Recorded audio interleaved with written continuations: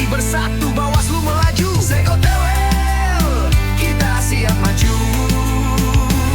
Demokrasi dijaga, suara kita berharga. Sekolah Goto Demokrasi, let's go. Ayo jaga ya. Oke, selamat siang Gus Adrik. Alhamdulillah bisa hadir di warung baru nih Gus. Warung Sego Tewel. Nah, ini Sekolah Goto Demokrasi Well ya kan. Endak-endak ya, tapi kita pengen ngangkat ini Gus, makanan khas di Pati. Ya. Jadi podcast kita gitu. Nah, Gus Adrik ini mau nyicip apa? Sego Tewel, sego rames, sego sop, pecel lele. Sego Tewel. Sego Tewel. Oke. Sambil ngopi dulu nggih, guys. Betul. Kopi pahit tanpa gula. Kopi pahit tanpa gula. Kopi pahit tanpa gula Yanto. Ini saya punya ini, Gus.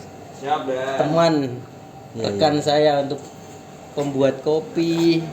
Kopi pahit Juga tanpa yang gula masak. kan? Iya, terima kasih Mas Yanto. Siap Bapak. Mau ngejelasin lagi Wah, Sego Tewel? Sudah cukup Bapak. Sudah cukup. Matur suwun. Amit ini Bapak. Sudah Bapak. Oke, terima kasih Mas Yanto. Mau Sego Tewel setuju? Ya, satu. Siap, Bapak. Siapkan.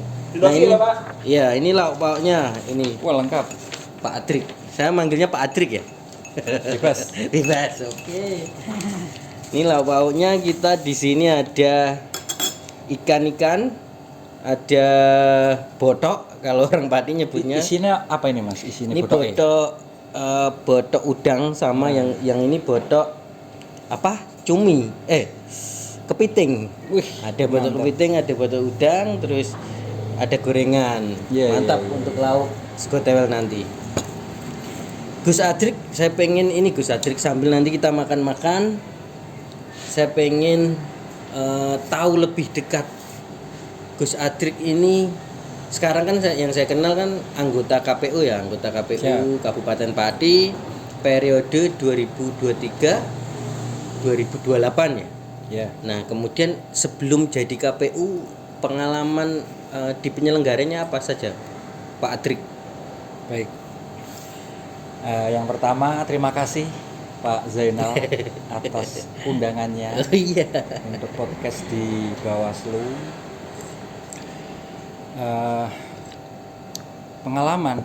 Iya, sebelum Oke. maksudnya sebelum di Baik. KPU. Ya, mungkin pertama saya perkenalkan diri dulu. Ah, iya. Ya, saya Ahmad Adrik Yusri, seperti disampaikan tadi oleh Dirabli Akrab Mas Zainal. Ya, iya. Sampaikan Mas Zainal tadi, saya anggota di KPU Kabupaten Pati di divisi Rendatin.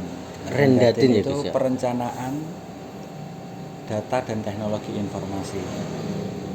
Nah, mungkin untuk sebelum di KPU ya, ya sebenarnya basicnya masih sama sih.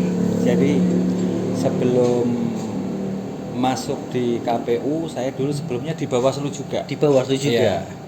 Jadi staf Bawaslu di Tamrin. Staf Bawaslu RI ya, Gus ya. Wong Betul. Pusat. Kita sebutnya Wong Pusat ya kan. Pernah jadi Wong Pusat. Nah, itu Alhamdulillah. berapa tahun Gus di Bawaslu RI? Masuk 18 sampai ya terakhir pas masuk KPU 2023, berarti 2023. sekitar 6 sampai 7 tahun ya, Gus ya. 5 lah. 5 ya. Ya 5 sampai 6 tahun lah. Jadi Wong Pusat, kemudian langsung menjadi penyelenggara teknisnya ya Gus ya. Ya, Artinya sekarang kan di teknis. sudah tahu apa-apa saja yang akan diawasi Bawaslu kan seperti itu ya kan. Nah, kemudian jadi teknis gitu ya Gus ya. Nah, kurang lebih dari pengalaman sebelumnya ada lagi Gus apa namanya di penyelenggara pemilu Itu aja sih di Itu ya? Bawaslu. langsung jadi orang pusat terus kemudian jadi anggota KPU Kabupaten Pati, luar biasa. Nah, ini Gus, ini kok nasinya belum datang ini ya? Loh, Belum iya ya? bisa makan ini. Nasinya tadi Iya, yang masak betul. dulu. Oke, loh. Oke. Berarti seolah-olah Sego Tewel ya, Gus. Lah kok gak ana tawele.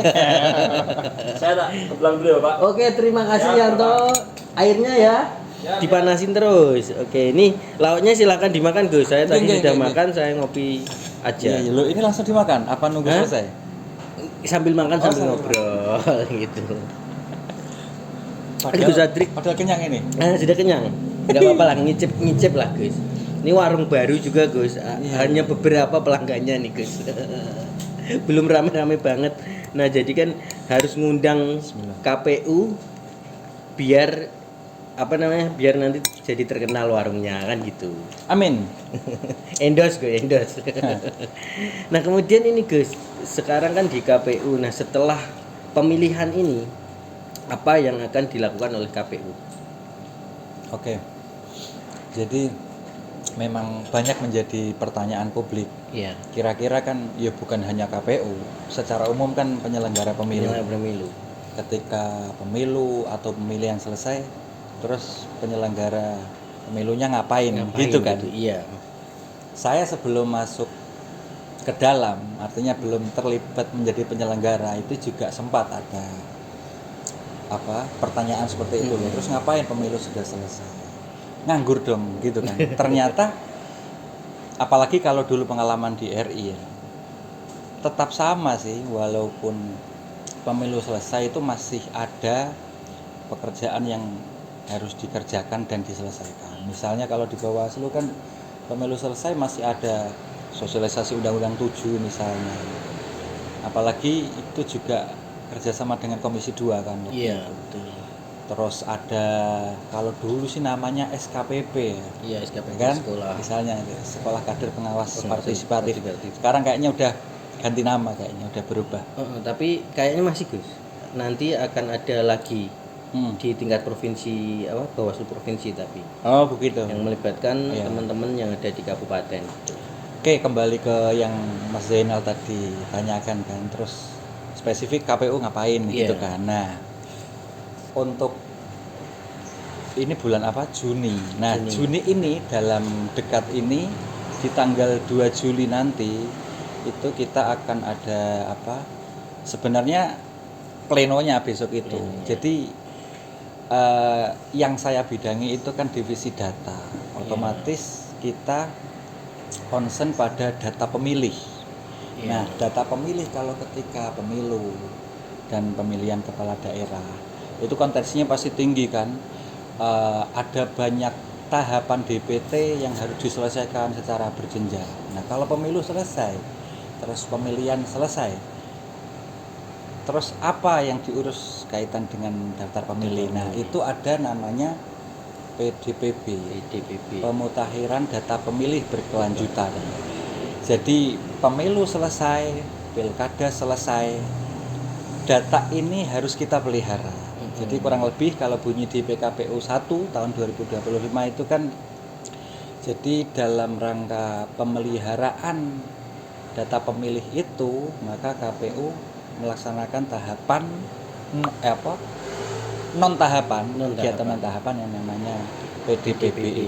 Nah, nanti di tanggal 2 Juli ya kita akan mengundang Bawaslu juga dan instansi terkait, Capil, Lapas dan lain-lain. Tanggal 2 Juli itu agendanya akan diadakan rapat pleno PDPB, Pemutahiran Data Pemilih Berkelanjutan. Berarti tanggal 2 nanti akan pleno PDPB yang pertama ya, atau triwulan kedua berarti. Nah, triwulan kedua. Belum saya sampaikan tadi. Jadi kalau itu pemeliharaannya tidak setiap bulan, tapi setiap triwulan. Jadi triwulan pertama berarti kan Januari, Februari, Maret. Terus triwulan kedua April, Mei, Juni. Yang nanti kita akan laksanakan pleno di awal Juli itu. Di kabupaten ini setiap triwulan, nanti terus ada pleno di tingkat provinsi itu setiap 6 bulan gitu. 6 bulan. Oke, berarti kabupaten 3 bulan sekali. Triwulan, ya. Terus kemudian yang di provinsi ataupun RI 6 bulan sekali gitu ya, Gus. Ya. Nah, kemudian ini, Gus, kalau dulu kita melakukan pemutakhiran data pemilih ya, atau coklit lah ya kan, itu kan kita atau KPU membentuk ad hoc yang namanya kalau nggak salah dulu itu Pantarlih ya, Gus ya. Pantarlih ya. Artinya setiap satu TPS itu ada berapa Pantarlih gitu untuk memudahkan KPU dalam melakukan pemutakhiran lah. Nah sekarang kan non tahapan dan tidak ada anggaran untuk itu gitu Gus. Betul. Nah, kemudian strategi dari KPU bagaimana caranya Gus? Maksudnya kalau dulu kan lebih mudah karena dibantu oleh Pantarli. Nah, kemudian di non tahapan ini tidak ada Pantarli. Bagaimana melakukan pemutakhirannya gitu Gus? Baik, ya menarik memang. Jadi kalau kemarin kita pas tahapan itu bahasanya punya banyak pasukan, ada PPK, ada PPS, bahkan sampai di tingkat paling bawah di desa, bahkan per TPS ada Pantarli. Nah, bagaimana jika sekarang ini sudah tidak ada jajaran ad hoc? Iya. Nah, memang itu suatu tantangan tersendiri sih. Makanya kami dari KPU itu mencoba untuk menginisiasi dan berpikir bagaimana data pemilih ini tetap terpelihara begitu kan. Kita kalau dari KPU Pati itu kemarin kita mengontak juga alumni PPK yang masih kita bisa hubungi begitu kan, dan kita tanyai terkait data dan kondisi di bawah gitu.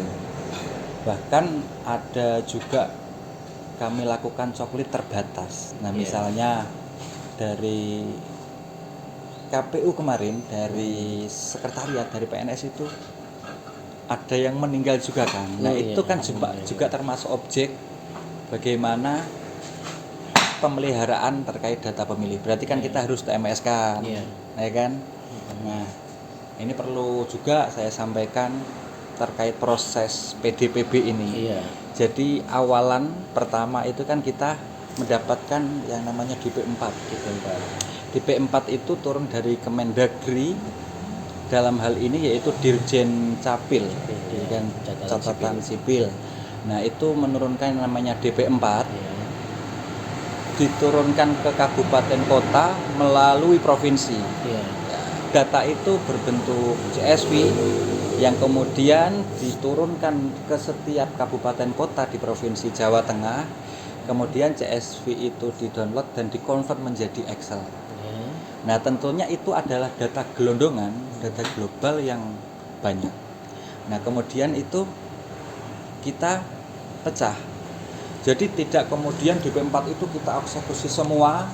Jadi kita buat triwulan-triwulan itu kita bagi dalam, berarti 1 tahun kan 4 kali. Nah, jadi kita bagi-bagi itu. Nah, strategi kita di KPU untuk memudahkan pekerjaan itu kemarin kita klasifikasikan begitu ya. Jadi data pemilih ini kan ada beberapa elemen. Ada yang TMS meninggal, ada yang pindah domisili, itu kan perlu diupdate juga.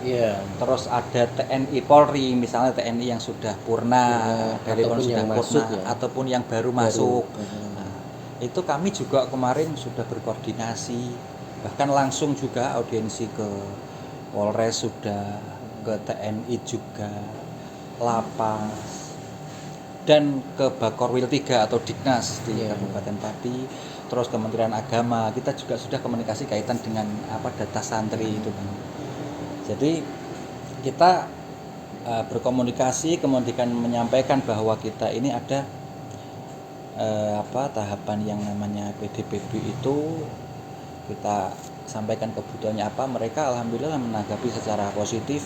Dan dari Polres juga sudah mengirimkan datanya yang purna ataupun yang baru menjadi gitu kan, baru menjadi polisi. Nah, terus kita lakukan sinkron kan, lakukan sinkron. Nah, kemarin provinsi juga mengundang KPU kabupaten kota untuk memberikan laporan progres sampai sejauh mana pemeliharaan data pemilih ini, PDPB ini, sehingga provinsi juga mengetahui progresnya, dan kemudian diberikan waktu untuk bahasanya deadline ya, atau biar seragam itu kan. Jadi di kabupaten kota untuk pleno DPB-nya besok itu tanggal 2 Juli, kemudian di tingkat provinsi nanti 4 Juli. Begitu sih. Oh ya, berarti ini termasuk strategi dari KPU ya Gus ya. Salah satunya menghubungi ex PPK, PPS Ya. yang masih dapat dihubungi ya. Iya. Tapi apa namanya sifatnya kan kerelaan mereka gitu. Iya, gitu. betul. Nah, termasuk juga ternyata di PDPB ini adalah menunggu DP4 dari Kemendagri yang sudah dipilah-pilah tadi kemudian diolah oleh KPU kabupaten gitu lah kurang lebih ya Gus ya. Nah, kemudian ini Gus, apa namanya DPT di pemilu yang terakhir atau pemilihan kemarin itu nanti akan dikemanakan gitu Gus. Kan kemarin kita sudah coklit, kita sudah mendapatkan hasil DPT-nya gitu. Nah, kemudian ternyata yang dilihat adalah DP4-nya. Nah, DPT ini yang terakhir ini nanti bagaimana Gus? Nah, ini mulai mengkerucut ya Ah, kan. iya. Jadi ini saya bacakan aja ini Ah. yang jadi pemutakhiran data pemilih berkelanjutan yang selanjutnya itu disingkat PDPB. Ini adalah kegiatan untuk memperbaharui data pemilih berdasarkan DPT pemilu atau pemilihan terakhir. Terakhir. Jadi basicnya PDPB ini data pemilih berkelanjutan ini ya tetap dari itu. Oh, Dari DPT terakhir DPT ya, Gus? pemilu atau pemilihan Yang terakhir. Dan telah disinkronisasikan dengan data kependudukan. Nah, kaitannya iya. DP4 tadi. DP4 tadi artinya KPU mensinkronkan ya Gus ya. Betul. DPT terakhir kemudian nanti digabung dengan DP4 untuk mengetahui mana yang pindah, mana Ya. yang ternyata setelah pemilu ada yang meninggal kan gitu. Betul. Nah, kemudian juga mungkin ada yang TNI Polri dan lain sebagainya. Nah, ternyata juga KPU sudah bekerja sama juga dengan TNI Polri ya kan, Polres, Kodim gitu ya. Terus Stakeholder yang berkaitan lah. ya. Pesantren bahkan tadi disebutkan Ya. sama Gus Adrik gitu ya. Nah, kemudian ini Gus, kalau ini kan saya sudah sudah mendapat gambaran nih, ternyata PDPB itu sangat rumit ya Gus ya. Walaupun judulnya hanya memelihara, tetapi Ya. kan ini juga sangat rumit karena KPU ternyata tidak punya ad hoc sampai ke bawah untuk memastikan itu. Hanya berdasarkan DP4 dari Kemendagri gitu ya. Nah, ini Gus, misalkan ini ternyata kalau Kemendagri ini kan berdasarkan fakta yang tertulis lah, misalkan kalau anak yang baru 17 tahun masuk data Kemendagri berarti dia perekaman EKTP, atau kalau yang sudah meninggal dia ngurus surat kematian gitu ya. Ini kan berarti ini masuk data di Kemendagri lah. Kalau di kabupaten kan Disdukcapil ya gitu ya. Disdukcapil. Nah, kemudian kalau orang-orang ini ternyata secara administrasi tidak lengkap gitu guys. Maksudnya orang itu sudah 17 tahun tetapi tidak mau ngurus KTP, atau orang yang meninggal ternyata pihak keluarganya tidak mengurus surat kematian gitu guys. Itu bagaimana strateginya Gus? Kalau kami di KPU ini kaitan dengan PDPB ini kita de jure sih. De jure saja. Iya, kita de jure. De jure. Iya. Oke. Jadi Belum ya bisa- apa data yang ada itu yang kita olah gitu. Karena agak sulit juga kalau harus de facto kemudian kita nggak ada jajaran di bawah, Di bawah itu ya Gus. agak kesulitan begitu. Karena juga logikanya kan siapa yang tahu? Iya. Ya, yang tahu ya dari laporan-laporan ini ya Gus. Nah, makanya Tapi kita juga ada ini buka kan. ini juga. Iya ada. Makanya kemarin kayaknya udah bersurat ya ke Bawaslu itu jika ada masukan. Nah besok juga itu kan kira-kira kalau ada misalnya dari stakeholder ada masukan untuk kami ya kita tindak lanjuti begitu. Oke. Iya. Berarti nanti juga kami akan memberikan masukan gitu Gus. Tapi tidak pemasukan ya Gus ya. Karena itu agak berat. Efisiensi. Oke Gus, jadi kurang lebih seperti itulah strateginya ya Gus ya. Nah, kemudian ini Gus, untuk kan di dalam kita melakukan pemutakhiran data pemilih kita kan ada prinsip-prinsip ya Gus ya. Salah satunya adalah prinsip keterbukaan. Nah, itu nanti sejauh mana KPU akan terbuka Gus untuk misalkan ada pengumuman ya, kalau DPT kan dulu diumumkan ya Gus. Apakah nanti PDPB DPB DPB ya, Daftar pemilih berkelanjutan. DPB ini akan diumumkan, dan sejauh mana keterbukaannya nanti Gus. Oke.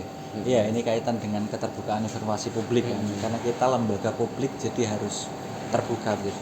Ya, jadi nanti output dari DPB ini setelah pleno nanti kan ada namanya BA, berita acara Berita pleno acara. DPB, dan juga SK KPU Pati kaitan dengan DPB per triwulan ini, triwulan kedua berarti. Jadi nanti produk itu, output itu kita akan serahkan juga, kita gandakan, kita serahkan ke Bawaslu dan instansi lembaga terkait yang lain. Oh, iya. Dan juga kita akan upload di websitenya KPU dan rekap angkanya berapa DPB untuk triwulan kedua ini. Nanti juga akan kita buatkan flyer gitu dan kita sebar di seluruh medsos yang kita punyai, Oh, iya. Instagram, Facebook, dan lain-lain. Oke Gus. Nah, ini Gus, di waktu pemilihan yang terakhir ya, kita kan pemilihan bupati berarti ya, bupati dan gubernur lah. Nah, ini kan ada DPT yang ternyata pada saat sudah ditetapkan masih ada juga pemilih yang tidak masuk DPT. Nah, itu kan mereka boleh mencoblos asalkan punya KTP ya Gus ya. Waktu itu kan namanya di Undang-Undang Pemilihan ini jadi daftar pemilih tambahan kalau nggak salah gitu, atau daftar pemilih khusus DPK ya, daftar pemilih khusus. Nah, artinya orang-orang ini kemarin kan tidak masuk DPT nih Gus. Iya. Nah, ini apakah nanti akan masuk DPP atau mereka tetap begitu Gus? Artinya kalau KPU kan punya datanya semuanya nih, DPK jumlahnya berapa, kemudian nama-namanya siapa, karena kan di TPS dicatat oleh KPPS pasti kan. Ya. Itu kita masukkan tapi secara bertahap. Bertahap itu. Ya. Nah, kemarin strategi dari kami di KPU untuk kira-kira memudahkan pekerjaan dalam DPB kali ini, data pemilih berkelanjutan, itu kita ambil yang datanya sudah tidak berubah lagi. Itu kan ada kode-kode. Jadi kembali lagi kita tetap menggunakan Sidali. Jadi tidak ada manual, itu tidak ada. Semuanya by system. Semuanya by Sidali. Jadi Sidali sebagai alat bantu kita untuk kaitan tentang data pemilih. Jadi apa tadi pertanyaannya? Yang ini yang mereka yang kemarin Belum masuk DPT ataupun DPTB gitu. Jadi kita masukkan secara bertahap. Secara bertahap. Nah, kita kemarin ambil yang mudah dulu, yang datanya tidak bergerak, masuk sana tidak bergerak. Jadi kalau pergerakan penduduk ini kan kita tidak bisa mengintervensi. Iya. Kita tidak bisa, itu kan kebebasan orang untuk pindah kakak misalnya dan lain sebagainya kan. Itu di luar kendali kita. Maka strategi kita kemarin itu di triwulan kedua ini untuk daftar pemilih berkelanjutan itu kita ambil yang datanya sudah tidak berubah lagi. Misalnya yang sudah pensiun itu kan pasti. Iya, pasti. Jadi hitungannya setelah coblosan terakhir 27 November, maka terhitung mulai 28 November itu kita sudah berjalan ini. Pemilih berkelanjutan, pemeliharaan data itu. Jadi kita ambil yang muda misalnya yang TNI dulu, yang Polri itu ada kode-kodenya itu. Nanti yang apal operator itu. Operator Sidali. Oke. Jadi kita artinya bertahap ya, Gus, ya? bertahap. Kita yang sudah fix pasti dulu TNI, terus Polri, yang meninggal yang sudah ada sertifikat meninggal. Iya. Yang surat kematian ya, ada data pendukungnya begitu. Itu kita dahulukan di triwulan kedua ini. Nah, nanti infonya dari KPU RI itu di Desember itu akan mengundang seluruh kabupaten kota juga untuk melaksanakan yang namanya tabrak data. Oh iya. Kan ada kemungkinan ganda nanti. Pindah kemana, di sini belum dihapus misalnya. Nah, itu juga nanti akan tabrak data secara nasional di Desember infonya Ibu Ben. Jadi semester kedua ya Gus ya, di tahun ini. Gitu. Ya, pengalaman saya kan juga ini ya Gus ya, dulu sebelum ini kan di PPK juga. Oh iya, alumni. Iya. Jadi kurang lebih agak sedikit tahu lah tentang data pemilih ini, termasuk tabrak data ini. Ternyata ini ada otot-ototan. Oh iya. Orangnya ini di mana sih sebenarnya, kan gitu kan. Yang daerah sana juga ngomong kalau orangnya ada di sana, sedangkan kita juga harus mempertahankan itu karena secara faktual Pantarlih menyaksikan bahwasanya yang bersangkutan di rumah kan gitu ya. Nah, tapi kan itu hal-hal yang mungkin di luar dari kendali kita gitu kan. Nah kemudian ini Gus, selain itu kan tadi ada ternyata data ganda atau ganda nama, ganda NIK dan lain sebagainya kan nanti akan ada ya Gus ya di semester kedua tadi. Nah kemudian ini Gus, karena memang tidak ada tidak ada lagi badan ad hoc yang membantu KPU. Nah kerawanannya apa Gus dalam proses memutakhirkan daftar pemilih berkelanjutan ini?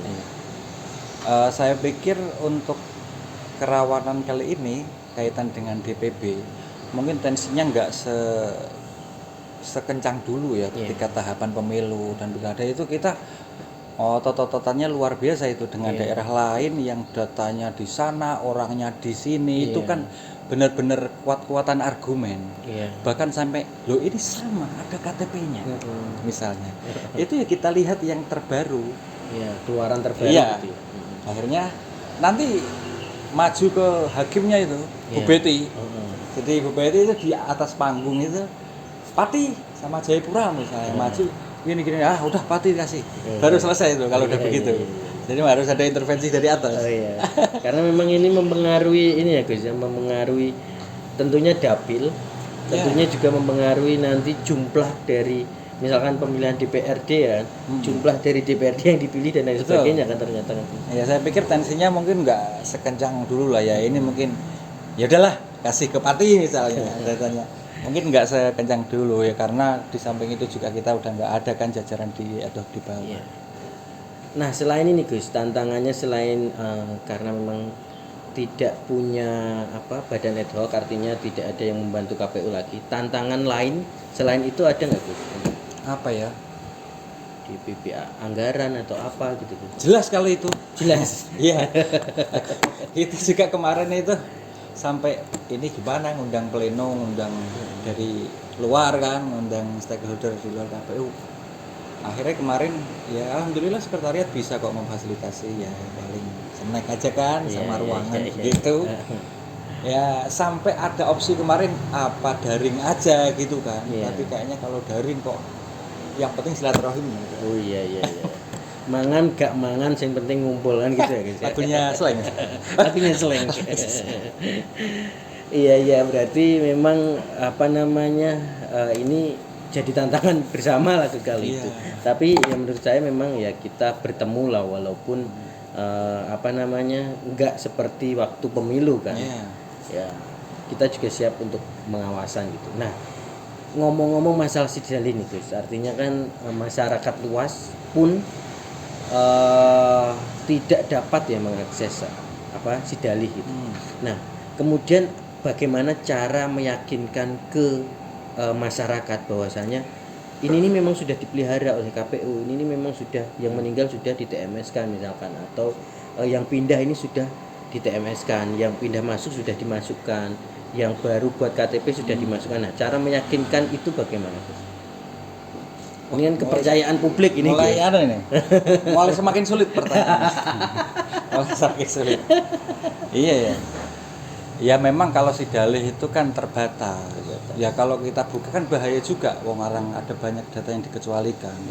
Apalagi rawan juga kan pencurian data macam-macam itu kan disalahgunakan. Ya, berarti tetap menggunakan undang-undang data privasi itu ya gitu ya. Ya, perlindungan data pribadi. Data privasi. Oke. Ya memang tantangan sih untuk bagaimana kepercayaan publik, tapi kalau sejauh ini begitu tahapan selesai kayaknya adem ayem aja sih. Ya kita sampaikan di medsos batasi itu aja paling, terus kita upload di websitenya KPU juga, misalnya ada yang butuh akses kan bisa ke sana. Ya berarti yang penting kan masyarakat pada ini yakinlah dan percaya kepada KPU kan kurang lebih kayak gitu ya Gus. Oke Gus, ini Gus udah banyak yang pengen saya tahu dari KPU ini. Ternyata KPU tidak diam gitu loh kalau pemilihan atau pemilu sudah selesai gitu. Ternyata banyak yang harus dikerjakan, salah satunya adalah memelihara atau memutakhirkan data pemilih berkelanjutan ini ya Gus ya. Nah selanjutnya nih Gus, mumpung ada di sini, nah ini kan mungkin nanti juga akan diupload. Nah apa pesan-pesan untuk masyarakat Pati khususnya Gus? Untuk mendukung ini Gus, untuk mendukung data pemilih berkelanjutan Gus. Oke, pesan untuk masyarakat Pati tentang daftar pemilih berkelanjutan. Ya, ini khususnya pada pemilih pemula sih, yang adik-adik di SMA atau di SMK itu kan udah 17. Iya, menginjak 17. wis wayahe duwe KTP gitu kan. Nah, itu silahkan datang ke KPU dan daftarkan diri Anda agar masuk di daftar Data pemilih. Ya, Iya. bukan hanya adik-adik juga sih yang melakukan update data juga, silahkan untuk bisa datang di KPU. Oke, jadi masyarakat Pati semuanya nanti silahkan yang melakukan update data ya Gus ya, misalkan yang pensiun dari TNI Polri misalkan, atau yang baru buat KTP, atau kalau ada informasi orang meninggal tetapi memang ini harus ada data dukungnya ya Gus ya, untuk meyakinkan bahwasanya benar-benar yang bersangkutan ini patut untuk di TMS-kan di data pemilih gitu ya Gus. Nah sekali lagi Gus, ini aja lah bayangan kita lah Gus ya. Nantinya kan juga akan ada pilkades ya Gus. Nah pilkades, kalau KPU kan datanya lengkap ini sampai ke RT sampai ke apalagi ke desa-desa ya, ke RT pun saya yakin KPU punya datanya. Nah misalkan ini Gus, dari panitia pilkades ataupun pemerintah daerah yang meminta data kepada KPU guna jadi dasar mereka melakukan pemilihan kepala desa, ini bagaimana? Ya selama itu bukan data dikecualikan, itu kita bisa ngasih. Bahkan kalau kebutuhannya rekapnya itu malah sudah kita upload semua. Ya kalau by name kita nggak bisa. Apalagi dengan NIK itu kan data pribadi kan. Ya. Nah, di KPU ada namanya PPID. Pejabat Informasi. Apa sih singkatannya loh? Tapi ini nanti bisa dilihat di Google. Nah, itu juga pejabat yang dia khusus untuk mengelola tentang kebutuhan informasi. Misalnya kemarin ada dari Kodim, itu malah meminta data parpol. Parpol itu juga bisa bersurat secara resmi ke PPID, diberikan. Atau bahkan kalau lebih mudahnya langsung buka aja website KPU, itu di situ kita upload semua kok. Data apa? Kecuali data yang sifatnya pribadi ya itu jelas tidak kita berikan. Oke, berarti itulah ya Gus ya, maksudnya misalkan kegunaan ya harus secara resmi lah ya gitu. Misalkan kalau memang ada pilkades kan mereka punya bupati atau ke atasnya ke Kemendagri kan bisa barter data kan gitu ya Gus. Mungkin ini kan mungkin artinya ini penyelenggara ngurusi pilkades. karena judulnya pemilihan Gus, siapa tahu ya kan komisi pemilihan pilkades kan gitu. Kemarin ada dari SMA mana ya, itu pinjem kotak suara malah buat pemilihan ketua OSIS. Oh iya. Jadi mereka mau membuat sedemikian rupa pemilihan seperti pemilihan ya sebenarnya gitu iya, ya. minjem kotak suara itu mereka untuk pemilihan OSIS. Oke Gus, terima kasih kehadiran dari Gus Adrik sudah berkenan ke warung Sego Tewel ini. Kita sudah ngobrol-ngobrol mengenai demokrasi di Kabupaten Pati. Mudah-mudahan nanti pleno rekapitulasi PDPB-nya lancar dan sukses. Terima kasih Gus. Nanti mohon ini dicicipi ya Gus ya. Matur suwun dulu. Siap. Jangan lupa datang tanggal 2 Juli pleno. Oke, Bawaslu siap memberikan masukan.